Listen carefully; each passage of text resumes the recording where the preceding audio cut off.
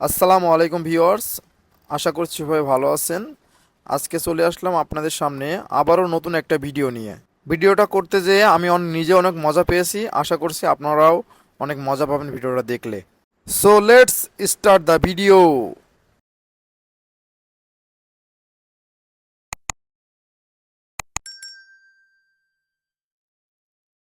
Guys, this is Amin. আর আপনারা সবাই মোটামুটি সবাই জানেন আমি মালয়েশিয়ার কোলালামপুরে থাকি। আর আমি আজকে যাচ্ছি মালয়েশিয়ার কোলালামপুরের একেবারেই কাছে একটা সুন্দর একটা গার্ডেনে, যেখানে ফ্যামিলি, বন্ধুবান্ধব, প্রেমিকা, বয়ফ্রেন্ড, গার্লফ্রেন্ড এবং শিশু সহ যে কাউকে নিয়ে গেলে মনটা ভরে যাবে। সো আমি এই গার্ডেনটা অনেক আগে অনেক TikTok video, YouTube video, Facebook ভিডিওর উপরে দেখছি, কিন্তু যদিও আমার বাসার কাছে, আমি যেখানে থাকি একেবারেই কাছে, কিন্তু আমার এখনও যাওয়ার সুযোগ হয়ে ওঠেনি। কিন্তু আজকে আমি প্রমিস করছি নিজের সাথে, আমি আজকে জায়গাটাতে যাবই। এই জন্য কাছ থেকে আসার পরে বেশি একটা না ঘুমিয়ে ঘুম ঘুম চোখেই আমি চলে যাচ্ছি সেখানে। আর যাওয়ার জন্য এখানে এমআরটি ইউজ করা যায়, কিন্তু আমার এমআরটিতে একটু যাইতে কষ্ট হবে দেখে আমি গ্রাফ বুক দিয়ে গ্রাফে চড়ে চলে যাচ্ছি। আপনারা দেখতেই পাচ্ছেন আমি এখন গ্রাফের ভিতরে আছি।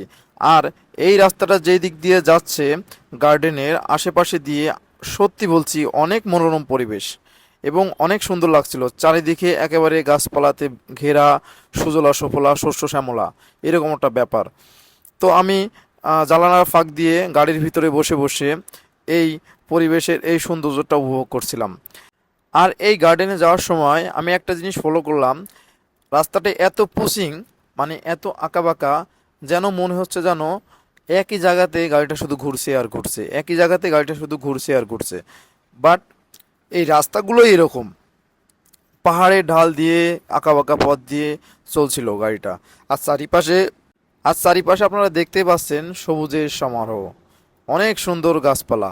এই বলতে বলতে আমি একেবারে কিন্তু গার্ডেনের কাছে চলে আসছি, কিন্তু এই গেটে আমাকে এই ড্রাইভার লাভায় নাই।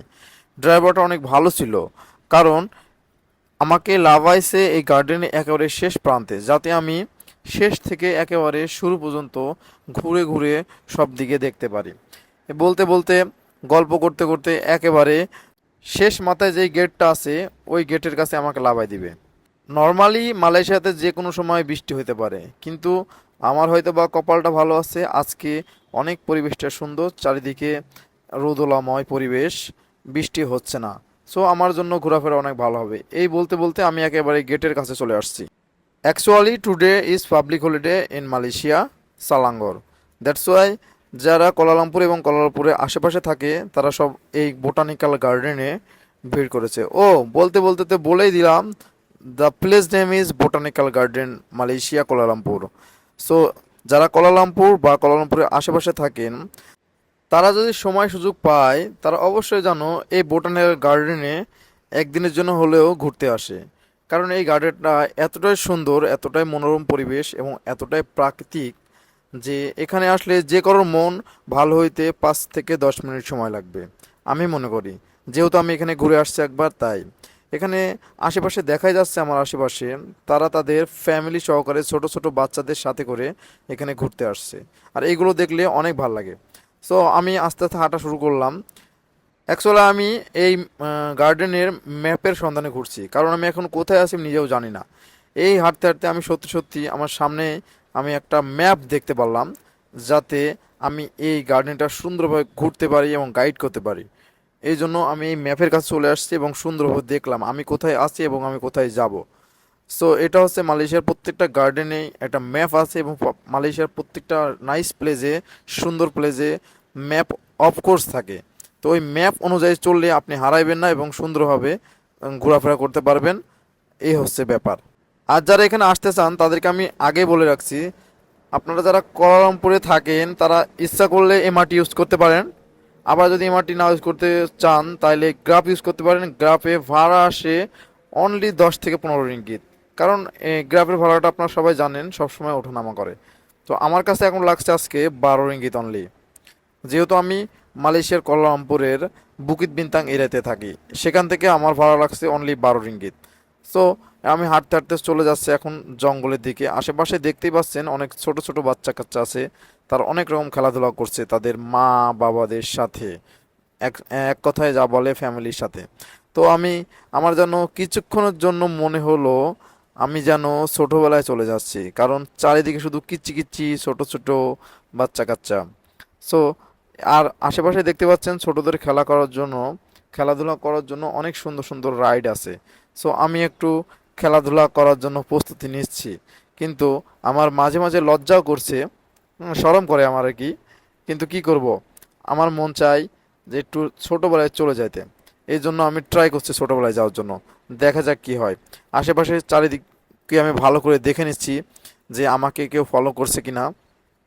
আর আমি এখন ছোটোবেলাতে চলে যাব ভাবছি। এটা আমি কনফার্ম করছি, আমি এখন ছোটোবেলাতে চলে যাব। এই জন্য যে এই ছোটো ছোটো বাচ্চারা যেরকম খেলা খেলছে আমি তাদেরকে ফলো করলাম তারা কি করছে, এবং আমি এটা করার চেষ্টা করছি। আর এখানে আমি এন্ট্রি করছি, আগে বলে রাখি, একে ফ্রি ফ্রি।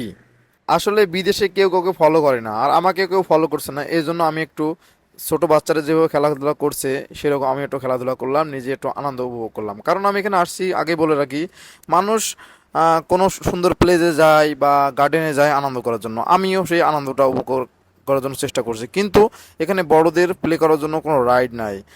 ছোটদের যে রাইড করার যে খেলাধুলা করার জন্য যে জিনিসগুলো আছে এখানে আমি একটু ট্রাই করে নিলাম। অনেক ভালো লাগছে, আপনারা দেখতে পাচ্ছেন আমি কি করছি এখন। আস্তে আস্তে হাঁটতে হাঁটতে শুরু করে দিলাম। দেখছি ওখানে অনেক মানুষ জগিং করছে। আস্তে আস্তে ওই দিকে আমি দেখছি ওখানে 3 থেকে 4-5 জন বাচ্চারা দোলনা খেলছে। আমি আবার এখানে আসলাম, এখানে দেখছি যে আমরা যে ঘুঘুসই খেলতাম বাংলাদেশে, দোলনা, দুই পাশে দুইজন, সেইটা একটু খেলার চেষ্টা করলাম। করতে করতে অনেক ভালো লাগলো আমার। সবাইকে জানিয়ে রাখি বোটানিক্যাল গার্ডেনটা অনেক বড়, একদিনে ঘুরতে হলেও অনেক 3 থেকে 4 ঘন্টা লাগবে। আর এক ভিডিওর মাঝে সবগুলো প্লেস দেখানো সম্ভব না, এই জন্য আমি এই সবাইকে দুঃখের সাথে জানাচ্ছি যে এই ভিডিওর আরও পার্ট আসছে কামিং সুন। আসসালামু আলাইকুম।